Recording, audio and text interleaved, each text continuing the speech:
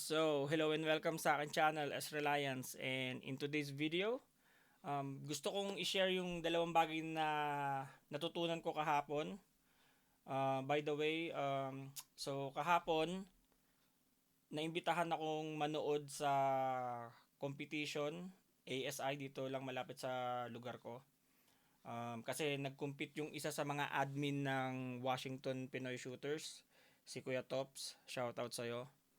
And yun na rin yung pagkakataon para ma-meet ko yung isa sa mga naging follower ng channel ko na taga dito rin sa Washington State, si Boss Erwin. And yung mga kaibigan ko rin na in-invite ko rin sila na manood.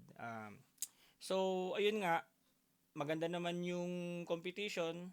May mga napansin kaming, I think, makakatulong sa pagte-training namin. And maganda rin na nakapanood kami nun. So first time namin manood ng ASI competition. So yun, nag-enjoy kami, maganda. And pagkatapos nun, napag-usapan namin na kumain sa buffet. So habang nasa buffet kami, nag-usap si Kuya Tops tsaka si Boss Erwin about sa suppressor. So, yun nga, nabanggit ni Kuya Tops na may mga manufacturer na nakalagay sa warranty nila na may barrel restriction lang yung kanilang suppressor.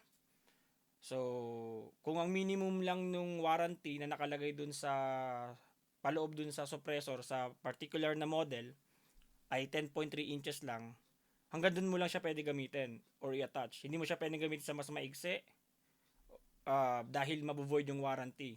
Just in case na masira yon, magkaroon ng baffle strike, sumabog yung suppressor, so hindi ma-cover ng warranty yung uh, yung pag-aayos or pag-maintain. So hindi pala ganoon kadali na basta bumili ka ng suppressor, ikakabit mo lang. So may mga bagay ka rin na dapat tandaan. Um, Mga bagay na madali mong maneglect kapag sa sobrang excitement mo or hindi ka masyadong nag-research, basta bumili ka lang or hindi ka muna nagtanong.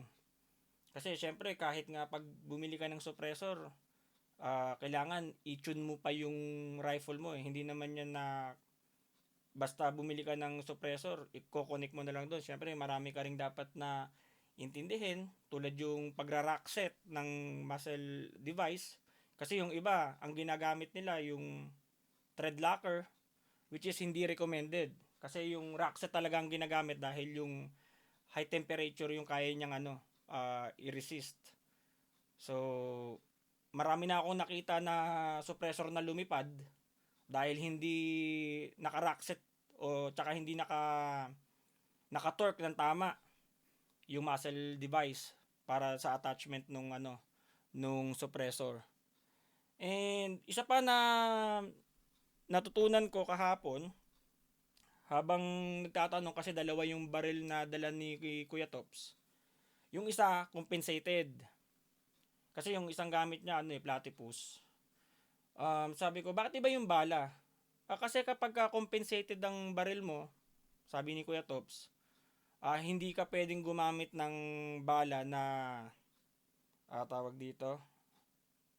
Hindi ka pwedeng gumamit ng bala na copper plated bullets tulad ng CCI Blazer brass. Basta titignan mo lagi yung sa likod, meron namang restriction doon na wag gagamitin sa compensated or supported barrels or kahit sa suppressor. Kasi kapag pinutok mo yon, nagkakaroon ng separation yung plating, kasi tin plating yon, tsaka yung mismong bullet nagkakaroon ng separation. So pag nag-separate yun, may tendency na tamaan yung compensator mo, masira or mag-fouling, mabarahan yung porting nung barrel mo. Sa suppressor magkaroon ka ng baffle strike. So yun ang iniiwasan, hindi siya recommended. So ito yung pinakang word, babasahin ko na lang ha. It is generally not recommended to use copper-plated bullets in firearms with ported barrels or compensator, particularly for high volume shooting The thin electroplated layer of copper can separate from lead core when passing through or immediately after exiting the porting or compensator, causing significant fouling, loss of accuracy, and potential damage to firearm. So, it's an eye-opener din kahapon, yun nga, sa nalaman kong yan. Um, Kasi, hindi naman lingid sa kaalaman natin, maraming shooter sa atin na nagagandahan sa may compensator, di ba? So, hindi lang yung tawag dito, yung performance ang maapektuhan. Kailangan mo rin na piliin yung tamang bala. So, napaka-crucial nito na malaman kasi kung alam mo yon, kung bumili ka ng halimbawa, let's say yung pistol mo compensated, tapos hindi mo alam bumili ka nito, tapos nasira. So, malaking potential na maging safety risk mo, safety issues.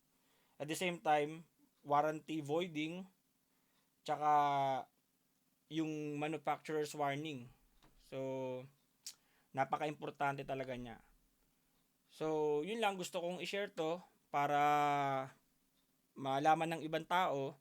Well, dun sa mga expert na, tsaka dun sa mga matagal nang alam tong tawag ito, tong problema na to, or tong bagay na to, ginawa ko tong video na to para makatulong dun sa mga bago pa. Kasi ako, medyo matagal na rin ako nagbabarel and hindi ko pa siya alam. So, maganda rin to na i-share sa mga baguhan sa gun community.